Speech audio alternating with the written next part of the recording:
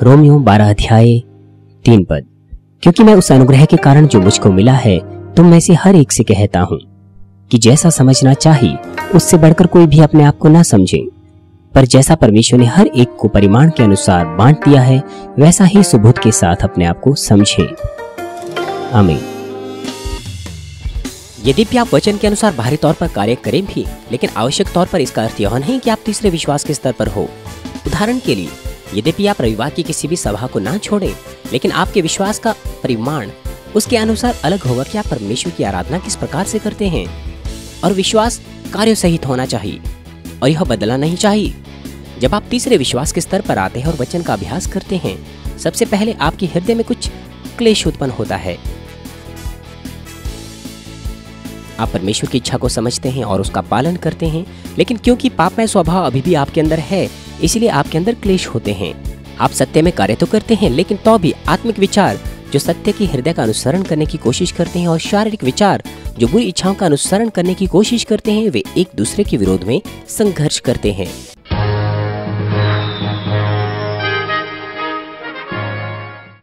मसीह में प्रिय भाइयों और बहनों और टेलीविजन पर देख रहे श्रोताओं, पहला थिस्सलुनीकियों 5 अध्याय 16 से 18 पद कहता है, सदा आनंदित रहो, निरंतर प्रार्थना में लगे रहो, हर बात में धन्यवाद करो, क्योंकि तुम्हारे लिए मसीह यीशु में परमेश्वर की यही इच्छा है। यदि आप इन वाक्यों का अर्थ अपने हृदय में ना समझे तो जब आप मुश्किल में पड़ते हैं, आप कोशिश करते हैं आनंदित रहने की और धन्यवादी होने की, लेकिन ये बाहरी तौर पर होता है। आप अपने हृदय में ये सोचते हैं कि मैं एक ऐसी मुश्किल घड़ी में हूँ, मैं कैसे धन्यवादी हो सकता हूँ, मैं कैसे धन्यवाद दे सकता हूँ। आप कोशिश करते हैं आनंदित होने की, लेकिन आप और नहीं सह सकते, इसीलिए अंत में आप बुड़बुड़ा सकते हैं। लेकिन यदि आप वचन का अभ्यास करने की कोशिश करते रहें तो किसी क्षण के बाद आप परमेश्वर की इच्छा को समझना शुरू कर देंगे अपनी प्रार्थनाओं के द्वारा। इस धरती का जीवन क्षण भर का है, यद्यपि कुछ मुश्किलें हैं भी, लेकिन मेरे पास स्वर्ग के अनंत राज्य में जाने की आशा है। इसलिए ये कितना धन्यवादी है। मुझ जैसा पापी, उसे माफी मिली और उद्धार प्राप्त किया, और साथ ही साथ इस मनुष्य जुताई के द्वारा मुझे अवसर प्राप्त हुए है कि मैं अपने आप को बदलूं।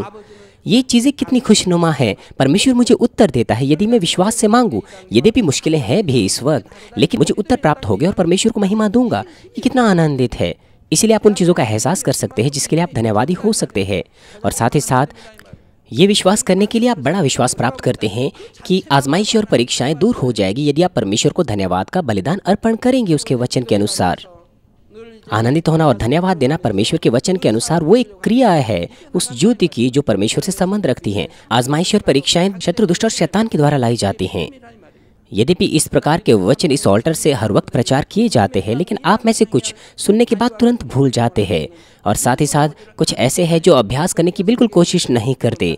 जब ज्योति अंधेरे कमरे में आती है तो अंधकार को जाना पड़ता है। उसी प्रकार से जब आप वास्तविकता में धन्यवाद देते हैं और अपने हृदय में आनंदित होते हैं, आजमाइश और परीक्षाएं आत्मिक ज्योति के द्वारा दूर हो जाएगी और आप वास्तविकता में आशीषें प्राप्त करेंगे। यदि आप इस बात को अपने हृदय में एहसास करते हैं, आप आनंदित हो सकते हैं और धन्यवादी हो सकते हैं विश्वास के द्वारा, यहाँ तक कि मुश्किलों में भी। तो फिर आप अनुभव करेंगे कि आजमाइश और परीक्षाएं वास्तविकता में भी दूर हो जाती है अनुग्रह और परमेश्वर की सामर्थ्य के द्वारा। इन चीज़ों का अनुभव करने के द्वारा आपको बड़ा हियाव होता है विश्वास में, और जब आप अगली बार परीक्षा में पढ़ते हैं तो फिर आप आनंदित हो सकते हैं और धन्यवादी हो सकते हैं, और आसानी से और भी आसानी से उनसे पार निकल सकते हैं। यद्यपि अगर परिस्थिति की वास्तविकता आपके लिए बहुत मुश्किल जान भी पड़ती हैं, लेकिन यदि आप परमेश्वर के वचन का हृदय में अर्थ समझ पाएं तो आप आशीषों की उत्कंठा विश्वास के साथ रख सकते हैं और वचन के अनुसार कार्य कर सकते हैं। प्रिय श्रोताओं, यद्यपि आप वचन के अनुसार कार्य करें भी बाहरी तौर पर, लेकिन आवश्यक तौर पर इसका अर्थ यह नहीं कि आप तीसरे विश्वास के स्तर पर है। उदाहरण के लिए, यद्यपि आप रविवार की किसी भी आराधना सभा में आना ना छोड़ें, लेकिन आपके विश्वास का परिमाण उसके अनुसार अलग अलग होता है कि आप परमेश्वर की आराधना किस प्रकार से करते हैं। उनमें से कुछ एल्डर्स हैं, सीनियर डिकनेसेस हैं, लेकिन इसका अर्थ यह नहीं कि वो सब के सब तीसरे विश्वास के स्तर पर हो। कुछ एल्डर्स और कुछ सीनियर डिकनेसेस वे अभी भी दूसरे विश्वास के स्तर पर है, और उनमें से कुछ यहाँ तक कि पहले विश्वास के स्तर पर है। ये कितना दयनीय है। ये उसके अनुसार अलग अलग होता है कि क्या आप वास्तविकता में आराधना सभा में स्थिर विश्वास के साथ आते हैं, या इसलिए आते हैं क्योंकि लोग आपको जानते हैं, या फिर इस डर से कि कहीं आप किसी दुर्भाग्यपूर्ण परिस्थिति का सामना ना करो यदि आप विश्राम दिन को पवित्र न मानो। यद्यपि आप हर सप्ताह रविवार की आराधना सभा में आते हैं, यदि आप आत्मा और सच्चाई से आराधना नहीं करते वरन सो जाते हैं या फिर कोई बेकार विचार करते हैं ये सोचते हुए कि मैं चाहता हूँ कि ये सभा जल्दी से समाप्त हो जाए, मैं घर जाना चाहता हूँ, मैं कोई मज़ेदार टीवी के कार्यक्रम देखना चाहता हूँ जो इस वक्त चल रहे हैं, तो हम ये नहीं कह सकते कि आप तीसरे विश्वास के स्तर पर है। हम ये नहीं कह सकते कि आपने संपूर्ण विश्राम दिन को पवित्र माना है। आपने संपूर्ण विश्राम दिन को पवित्र माना है ये केवल तभी कहा जा सकता है जब आप सत्य और आत्मा से परमेश्वर की आराधना करते हैं। यदि आप आराधना सभा में बेकार विचारों के साथ या फिर सोकर शामिल होते हैं, परमेश्वर आनंदित नहीं होगे। कहा नहीं जा सकता कि आपने संपूर्ण विश्राम दिन को पवित्र माना है। और साथ ही साथ विश्वास कर्म सहित होना चाहिए और अवश्य ही यह नहीं बदलना चाहिए। कभी कभार आप परमेश्वर को देते हैं क्योंकि आपने सुना है कि आप आशीष प्राप्त करेंगे जब आप बोएंगे, परंतु जब आपकी दृष्टि में आशीषें तेजी से आती हुई नहीं दिखाई देती हैं, तो जो कुछ आपने बोया है आप पछताते हैं परमेश्वर के सम्मुख, या फिर आप अपने जीवन के पुराने मार्गों पर लौट जाते हैं। हम कह नहीं सकते कि ये लोग समझ के उस स्तर पर पहुंच चुके हैं जहां पर वे विश्वास के द्वारा कार्य कर सकें। इसीलिए हम किसी के विश्वास का स्तर केवल एक या दो चीजों के द्वारा नाप नहीं सकते जो व्यक्ति बाहरी तौर पर प्रकट करता है। हमारी क्रियाएं वो केवल पहले विश्वास का स्तर है। महत्वपूर्ण चीज वो क्रियाएं हैं जो हृदय की गहराई से आती हैं। केवल परमेश्वर ही इस क्रियाओं को जानता है जो हृदय की गहराई से आती हैं। आप भी अपने बारे में जानते हैं। इसका अंतर हम इस बात से कर सकते हैं कि कोई विशेष व्यक्ति अपने हृदय में परमेश्वर की इच्छा को कितना समझता है और इसके अनुसार कार्य करता है। प्रिय दर्शकों, जब आप तीसरे विश्वास के स्तर में आते हैं और वचन का अभ्यास करते हैं, सबसे पहले आपके हृदय में कुछ क्लेश उत्पन्न होता है। आप परमेश्वर की इच्छा को समझते हैं और पालन करते हैं, लेकिन क्योंकि अभी भी पापमय स्वभाव आपके अंदर होते हैं, इसीलिए आपके अंदर क्लेश होते हैं।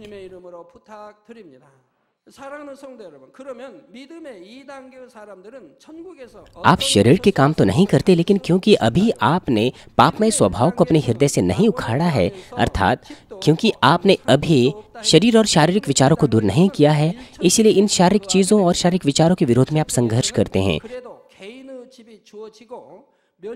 आपको द्वंद्व महसूस होता है क्योंकि संघर्ष चलता है। सबसे पहले यह द्वंद्व, ये वो द्वंद्व नहीं है जो विश्वास के दूसरे स्तर पर आपको यह सोचकर होता था कि क्या मुझे सत्य का अभ्यास करना चाहिए या नहीं। आप सत्य का अभ्यास करते हैं, लेकिन तो भी आत्मिक विचार जो भले हृदय का अनुसरण करने की कोशिश करता है और शारीरिक विचार जो बुरी इच्छाओं का अनुसरण करने की कोशिश करते हैं, वे एक दूसरे के विरुद्ध में टकराव करते हैं। जैसे कि आपको बताया गया, जब आप मुश्किलों में पड़ते हैं, दूसरे विश्वास के स्तर में आप आनंदित होने की और धन्यवादी होने की कोशिश करते हैं, लेकिन कभी कभार समस्या से बाहर ना निकल पाने पर आप कुड़कुड़ाते हैं। लेकिन तीसरे विश्वास के स्तर में आप आनंदित हो सकते हैं, धन्यवाद दे सकते हैं, यहाँ तक कि परिश्रम में भी। तो भी उसी तीसरे विश्वास के स्तर में आपके पास 100% वह आनंद और धन्यवाद नहीं होगा। यदि आप तीसरे विश्वास के स्तर की शुरुआत में हैं, तो आपको कुछ मुश्किलें हो सकती है। आपके पास शारीरिक विचार ये हो सकते हैं कि यह बहुत मुश्किल है, तो फिर आप निरुत्साह हो सकते हैं और आपकी परिपूर्णता भी गायब हो सकती है। लेकिन जल्दी ही आप पवित्र आत्मा की आवाज़ को सुनते हैं और कोशिश करते हैं सत्य में अपने हृदय को नियंत्रित करने की, ये सोचते हुए कि नहीं, मुझे धन्यवाद देना चाहिए, आनंदित होना चाहिए, परमेश्वर जीवित है, क्यों मुझे निरुत्साह होना है। और साथ ही साथ जब आप प्रार्थनाओं में और अधिक पुकारते हैं, पूरी तरह से आनंदित होते, धन्यवाद देते हैं और परमेश्वर की अनुग्रह और ताकत प्राप्त करते हैं, तो आप और अधिक आनंद और धन्यवाद से भर जाएंगे। और जब आप तीसरे स्तर के मध्य स्तर से पार निकल जाते हैं और तीसरे स्तर के ऊंचे स्तरों में चले जाते हैं, तो आपके पास इतने ज़्यादा शारीरिक विचार नहीं होंगे। जैसे कि रोमियो 8 अध्याय में कहा गया है, हमें शारीरिक विचारों को दूर करना है। ये परमेश्वर के विरोधी है, इसे परमेश्वर प्रसन्न नहीं होता है। केवल तब जब आप इन शारीरिक विचारों को दूर करेंगे तो आप शैतान के काम प्राप्त नहीं करेंगे। यदि आप तीसरे स्तर के आधे स्तर से ऊपर चले जाएं या तीसरे स्तर के बाद के स्तरों में चले जाएं, तो आपके पास ज़्यादा शारीरिक विचार नहीं होंगे, क्योंकि आपका हृदय आत्मा में उतना ज़्यादा बदल जाएगा। यद्यपि आप अचानक से किसी मुश्किल में पड़ भी जाएं, आपके पास ऐसे विचार होंगे कि आप आनंदित रहें और धन्यवादी रहें, कुड़कुड़ाने या निरुत्साह के विचारों के बजाय। यद्यपि आप क्षण भर में ये भी सोचें कि यह मुश्किल है, आप उसी वक्त उस विचार को दूर कर पाएंगे और जल्दी ही आप आनंदित और धन्यवादी हो पाएंगे। मत्ती 7 अध्याय 24 से 25 पद कहता है, इसलिए जो कोई मेरी ये बातें सुनकर उन्हें मानता है वह उस बुद्धिमान मनुष्य की नाई ठहरेगा जिसने अपना घर चट्टान पर बनाया, और मेंह बरसा और बाढ़ें आईं और आंधियां आईं और उस घर पर टक्करें लगी, परंतु वह नहीं गिरा क्योंकि उसकी नींव चट्टान पर डाली गई थी। पहला कुरिन्थियों 10 अध्याय 4 पद का दूसरा हिस्सा कहता है कि वह चट्टान मसीही था। यदि आपके पास विश्वास है कि आप पूरी तरह से वचन के अनुसार कार्य कर सकें, आजमाइश और परीक्षाओं में बिल्कुल ना डगमगाएं, तो हम कह सकते हैं कि आप यीशु मसीह की चट्टान पर स्थिरता से खड़े हैं। यदि आप तीसरे स्तर के 60% से ऊपर जाते हैं तो आपको बिल्कुल भी मुश्किल नहीं लगेगा कि वचन का अभ्यास करना कुछ भारी या मुश्किल है।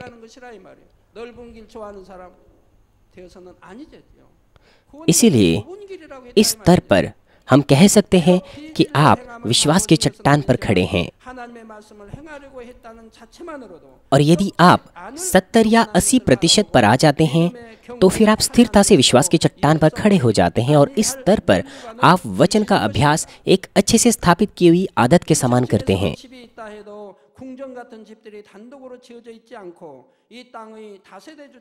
आप खाना खाना नहीं भूलते, क्या आप भूलते हैं?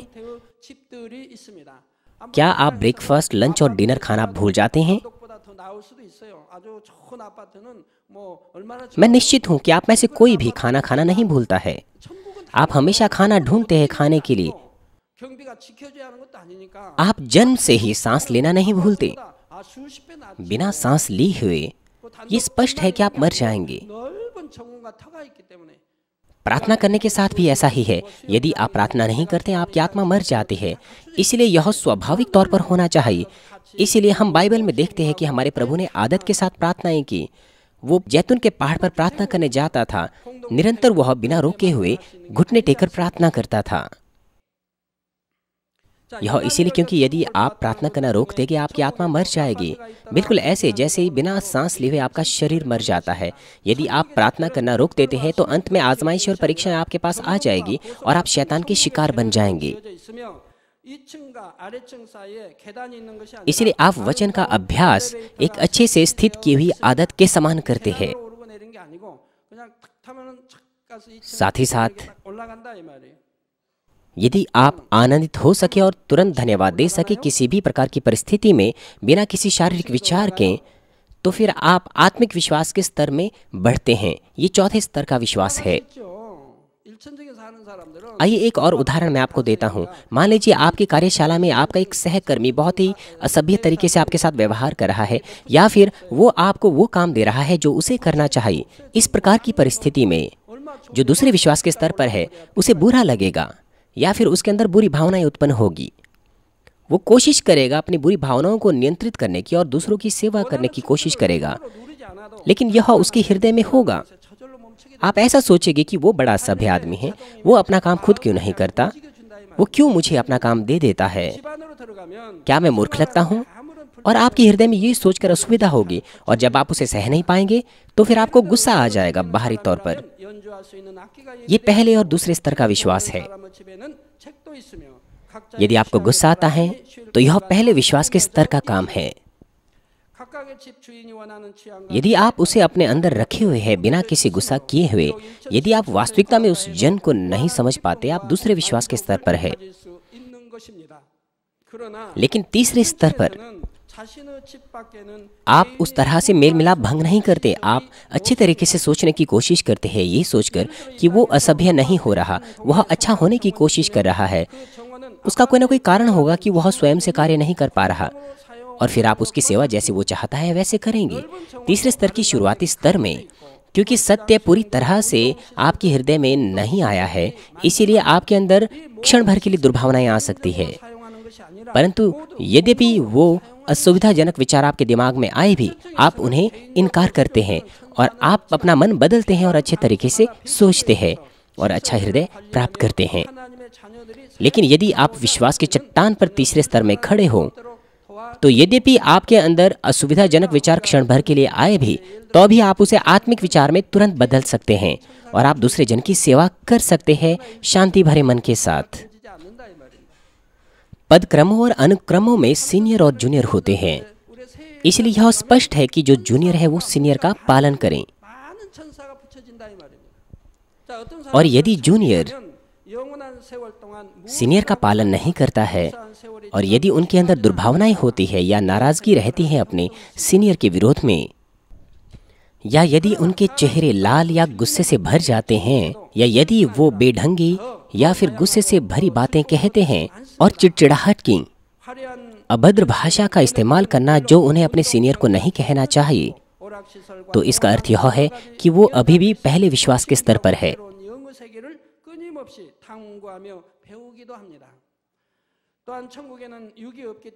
लेकिन आप दूसरे जन की सेवा शांति भरे मन से कर सकते हैं। यदि आप दूसरे पर क्षीण हो रहे गेहूं के समान ध्यान दें, क्षण भर भी बिना किसी असुविधाजनक विचार के, इसका अर्थ यह है कि आप आत्मा के जन हैं जो चौथे विश्वास के स्तर पर है। क्या आसान नहीं है आत्मा का जन बनना? क्या है मुश्किल इसमें? हमारे प्रभु तमाम परमेश्वर के भविष्यद्वक्ता, उनके पास उस प्रकार का हृदय था। हालांकि मैं ये नहीं कह रहा कि वो सब के सब चौथे विश्वास के स्तर पर थे। हमारे प्रभु और परमेश्वर के सच्चे लोग, वे इससे ऊपर थे, वे पांचवें स्तर पर थे और हमारे प्रभु सिद्ध थे। मूसा के साथ भी यही मामला था, दानियल के लिए भी ऐसा ही है। यहाँ तक कि जब उसे शेरों की मान में जाना था, उसने अपने अधिकार से उनके साथ लड़ने की कोशिश नहीं की, वो केवल शांत रहा और शेरों की मान में डाल दिया गया। उसके दोस्तों के साथ भी ऐसा ही है। यद्यपि उन्हें अपना सब कुछ छोड़ना पड़ा, अपने अधिकार और संपत्ति के साथ साथ उन्होंने संसार के साथ समझौता नहीं किया। वे केवल सत्य पर स्थिर रहे और दाएं और बाएं नहीं डगमगाए। तमाम परमेश्वर के जन उसी प्रकार के थे, क्योंकि परमेश्वर के जन वे चौथे विश्वास के स्तर में आ चुके थे। इसलिए वे वचन का अभ्यास जैसा था वैसे ही कर सकते थे और उन्होंने ज्योति पर विश्वास किया। उनके अंदर कोई बुराई नहीं थी। क्या है इसके विषय में मुश्किल? यदि आप एक लंबे समय से 5 या 10 सालों से मसीह है, तो ये वास्तविकता में बहुत आसान है।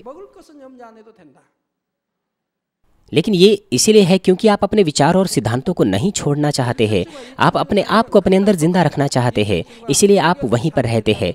आप आत्मा में कुछ सीमा तक बढ़ते हैं, लेकिन उसके बाद आप उसी पथ पर लंबे समय तक रुके रहते हैं। आपको अपने आप को तोड़ देना चाहिए, लेकिन क्योंकि आप ऐसा नहीं करते हैं, इसलिए आप उसी पथ पर रुके रहते हैं।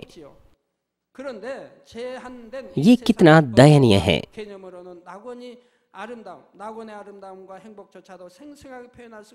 आइए इस संदेश का निष्कर्ष मैं आपको दूंगा। प्रिय श्रोताओं, इब्रानियों 12 अध्याय 40 पद हमसे कहता है, तुमने पाप से लड़ते हुए उससे ऐसी मुठभेड़ नहीं की कि तुम्हारा लहू बहा हो।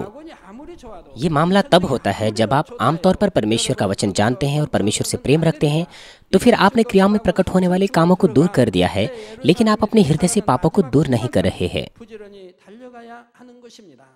आप तीसरे विश्वास के स्तर में आ चुके हैं, लेकिन उसके बाद आपके विश्वास की उन्नति धीमी हो गई है। इसीलिए लंबे समय के बाद भी अभी भी आप विश्वास की चट्टान पर खड़े नहीं हैं और आप आत्मा में नहीं जा रहे हैं। उदाहरण के लिए, यदि आप किसी के कामों का न्याय करते हैं, तो फिर आप जल्दी ही अपने गलत कामों को परमेश्वर के वचन पर परावर्तित करके एहसास कर सकते हैं।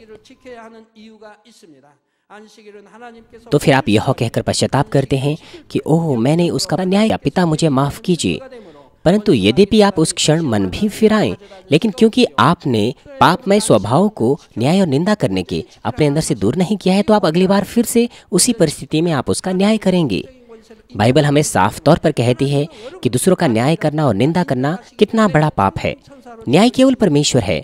यदि हम दूसरों का न्याय करते हैं तो हम परमेश्वर के पद पर, न्याय के पद पर आ जाते हैं। लेकिन बहुत से लोग दूसरे लोगों को अक्सर न्याय करते हैं। संसारिक लोगों के लिए यह एक काम है जो बिल्कुल नहीं डरते, लेकिन अगर आप परमेश्वर पर विश्वास करते हैं तो आपको वो कभी नहीं करना चाहिए। आपका न्याय सही हो सकता है, लेकिन उनमें से ज्यादातर उचित नहीं होता है। और यदि आप दूसरों की निंदा करते हैं उसके ऊपर, तो परमेश्वर के सम्मुख कितना बड़ा पाप है।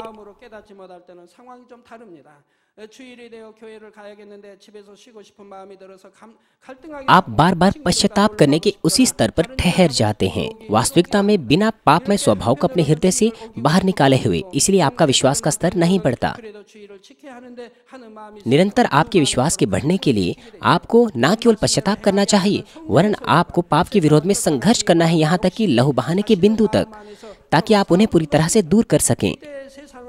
जब तक कि परमेश्वर हमारी आत्मा को बुला नहीं देता या जब तक हम प्रभु को प्राप्त नहीं करते जो हमें लेने के लिए वापस आ रहा है, हमें पाप के विरोध में संघर्ष करना चाहिए और तेजी से उन्हें दूर करना चाहिए, ताकि हम परमेश्वर की सुखदायी संतान बन सकें जिनके अंदर कोई पाप नहीं है। कब तक आप पाप के विरोध में संघर्ष करते रहेंगे? आप कल्पना क्यों नहीं करते? कल्पना कीजिए कि आपके अंदर कोई पापमय स्वभाव नहीं है और आपके पास प्रभु का हृदय है, आत्मा का हृदय है, तो आप कितने खुश होंगे। आप न्याय नहीं करेंगे, निंदा नहीं करेंगे किसी की भी, या किसी से बैर नहीं रखेंगे। यहाँ तक कि अगर कोई आपसे बैर रखें भी तो भी आप उसे प्रेम रख पाएंगे। इसलिए आप कितने आनंदित होंगे। आपका आनंद कभी समाप्त नहीं होगा।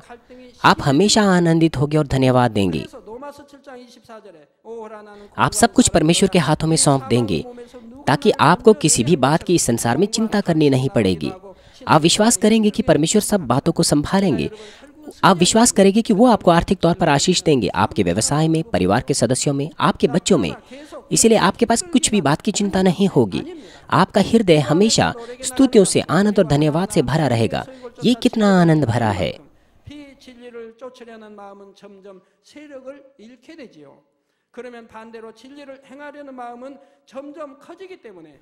ऐसा करने के लिए जब आप पापमय स्वभाव को अपने अंदर पाते हैं, आपको केवल उन्हें दबाना नहीं चाहिए या एक तरफ नहीं रखना चाहिए, वरन अपने हृदय में गहराई से आपको शोक करना है और परमेश्वर के अनुग्रह को मांगना है।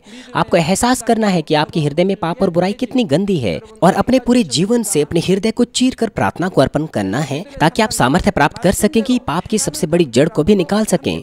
आपको कभी कभार उपवास करना चाहिए, संपूर्ण रात्रि भर प्रार्थनाएं करनी चाहिए, संकल्प की प्रार्थना करनी चाहिए और संपूर्ण हृदय से परमेश्वर को भेंट देनी चाहिए कि आप ताकत प्राप्त कर सकें। आपके इस प्रकार के प्रयासों के द्वारा परमेश्वर का अनुग्रह और सामर्थ्य और पवित्र आत्मा की मदद आपके ऊपर आएंगी और अंत में आपके पापमय स्वभाव आपके हृदय से एक एक करके दूर हो जाएंगे।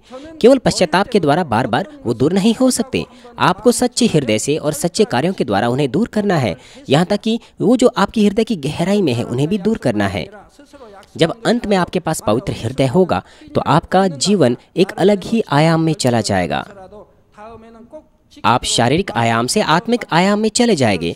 इससे आपकी तमाम समस्या संपन्नता में बदल जाएगी और आप हर वक्त परमेश्वर के कार्य को अनुभव करेंगे और असंभव चीजें संभव चीजों में बदल जाएगी।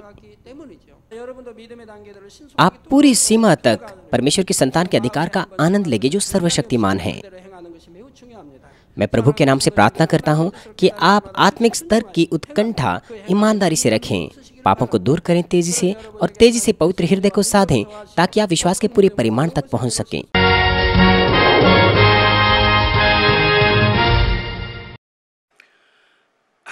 हालेलुया। सर्वशक्तिमान प्रेमी पिता परमेश्वर, कृपया अपना हाथ तमाम भाइयों और बहनों पर रखें जो यहाँ पर इस प्रार्थना को ग्रहण कर रहे हैं। उनके हृदय में विश्वास को बोइए और उनके नकारात्मक विचार और शक को दूर कीजिए। तमाम क्लेश और आजमाइशें उन्हें छोड़ के चले जाएं। पवित्र आत्मा की आग के द्वारा सिर से लेकर पैर तक उनके तमाम बीमार और दर्द भरे अंगों को जला दीजिए। यीशु मसीह के नाम से मैं आज्ञा देता हूँ, शत्रु, दुष्ट और शैतान, तमाम बीमारियां, रोगाणु, विषाणु और निर्बलताएं दूर हो। ज्योति उन पर चमके। उनके तमाम असाध्य और अंतकारी रोग पवित्र आत्मा की आग के द्वारा झुलसा दीजिए। तमाम प्रकार की महामारियां, मलेरिया सहित जला दीजिए। तमाम संक्रामक रोग, जुकाम, बुखार उनसे दूर हो। पिता, उन्हें तमाम प्रकार के रोगाणुओं और विषाणुओं से सुरक्षा दीजिए। उन्हें तमाम प्रकार के कैंसर, पेट के कैंसर, फेफड़े के कैंसर, जिगर के कैंसर, छाती के कैंसर, गर्भ के कैंसर और आंतों के कैंसर से चंगा कीजिए। और तमाम दूसरी बीमारियां जैसे कि एड्स, ल्यूकेमिया, दिमागी रक्तघात, उच्च रक्तचाप, धीमा रक्तचाप, हृदय के रोग, फेफड़े के रोग, स्त्री रोग, थायराइड के रोग और तमाम सूजन और जलन दूर हो। पोलियो, लकवा, गठिया और आंत के रोगों से वे चंगे हो जाएं। तमाम प्रकार के दर्द उनसे दूर हो। पीठ दर्द, सिर दर्द और मानसिक दर्द सहित मिर्गी, स्वलीनता, उदासी, तंत्रिका रोग और तमाम दूसरी मानसिक बीमारियों से वे आजाद हो जाए। तमाम प्रकार के लकवे से वे खुल जाएं, उठे, चले और वे कूदे। वे अच्छी आंखों की दृष्टि प्राप्त करें और अच्छी सुनने की शक्ति प्राप्त करें। अंधे देखने लगे, बहरे सुनने लगे और गूंगे बोलने लगे। दुर्घटना के तमाम दुष्प्रभावों को ठीक कीजिए। उनकी टूटी हड्डियां ठीक कीजिए। उन्हें जलन से ठीक कीजिए। जलन और दहन संवेदना उनसे दूर हो। तमाम प्रकार की नशे की लत से और पदार्थ के इस्तेमाल से साफ हो जाओ। पिता, मृतक कोशिकाओं, उत्तकों और तंत्रिकाओं को फिर से ठीक कीजिए और मृतकों को जिला दीजिए। उन्हें आशीष दीजिए गर्भधारण की। पिता, उन्हें गर्भधारण की आशीष दीजिए। यीशु मसीह के नाम से मैं आज्ञा देता हूँ, शत्रु, दुष्ट और शैतान, हवाओं के शासक, बुरी सेनाएं और उनके दास उनसे दूर हो। बुरी आत्माएं, अशुद्ध आत्माएं, धोखे की आत्माएं, झूठ की आत्माएं, अलग करने वाली आत्माएं और तमाम अंधकार के बल दूर हो। दुष्टता के तमाम बंधन खुल जाएं, उनसे दूर हो, ज्योति आ जाए। पिता परमेश्वर, उन्हें ताकत दीजिए कि वे प्रार्थनाओं में पुकारें। पापों को दूर करने की उन्हें सामर्थ्य दीजिए और वे पवित्र हो जाएं। वे भले स्वस्थ में बने रहें जब उनका प्राण समृद्ध होता है। उनके परिवारों में भी सुसमाचार का प्रचार किया जाए। उन्हें सुरक्षा दीजिए तमाम प्रकार की दुर्घटनाओं और विपत्तियों से। अपने बच्चों को, उनके घर, कार्यशालाओं और व्यापारों को सुरक्षा दीजिए। पवित्र आत्मा की आग की दीवार से, स्वर्गीय सेना, स्वर्गदूतों और अपनी धधकती आंखों के द्वारा। पिता परमेश्वर, आपका धन्यवाद। सारी महिमा केवल आपको मिले, हमारे प्रभु यीशु मसीह के नाम से।